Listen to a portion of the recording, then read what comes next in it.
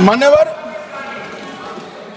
ये हमारे देश की सेना, सीआरपीएफ और जम्मू कश्मीर पुलिस, ये तीनों का एक साझा बहुत बड़ा कामयाबी है, जिस पर 140 करोड़ को नाज होना चाहिए, देश की जनता को नाज। मान्यवर, मैं तो गया था वहां पर जब ये घटना हुई। दूसरे दिन इनके परिजनों को मिला था। 6 दिन की शादी वाली बच्ची विधवा होकर मेरे सामने खड़ी थी। आज तक मैं वो दृश्य नहीं भूल सकता। मगर आज सारे परिजनों को मैं कहना चाहता हूं कि मोदी जी ने ऑपरेशन सिंदूर से भेजने वालों को भी मारा और हमारे सुरक्षा बलों ने जिनको भेजा था उनको भी मारा, और एक ऐसा सबक सिखाया है कि आने वाले कई दिनों तक कोई ऐसी हिम्मत नहीं कर पाएगा। मान्यवर, मैं थोड़ा एनआईए की जांच के बारे में भी बताना चाहूंगा।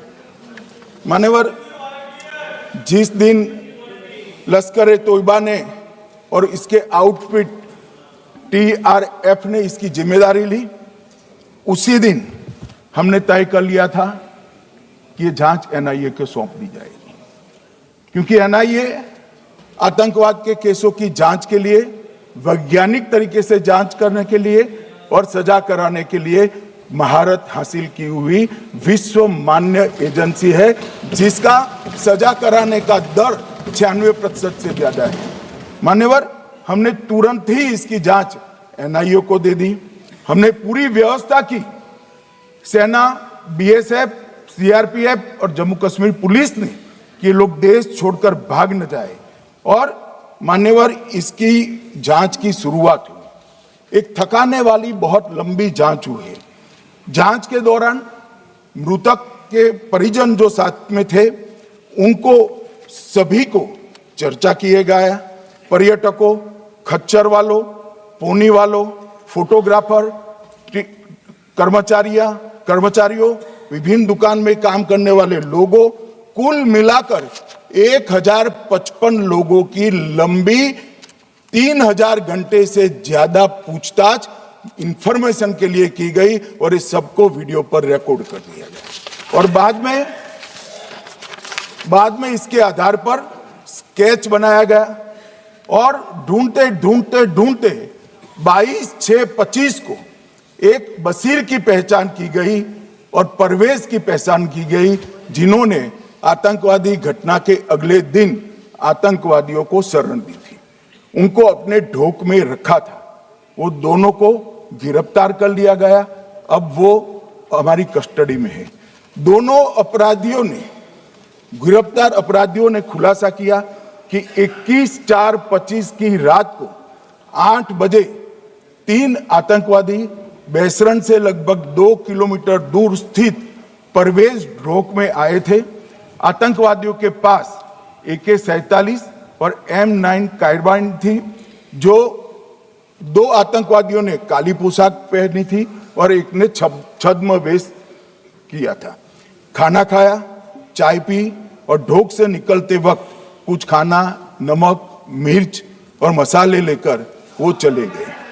मान्यवर, उस वक्त हमने जिन खोखों को रिकवर किया था, इसको हमने चंडीगढ़ FSL में टेस्टिंग के लिए भेज दिया। और जब चंडीगढ़ FSL में टेस्टिंग के लिए भेजा गया तो वही राइफल से एप्को आतंकी हमला हुआ था, वो भी निश्चित हुआ।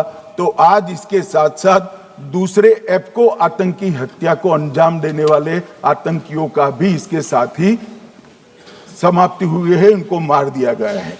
मान्यवर, और इसके बाद में स्केच बनाया गया।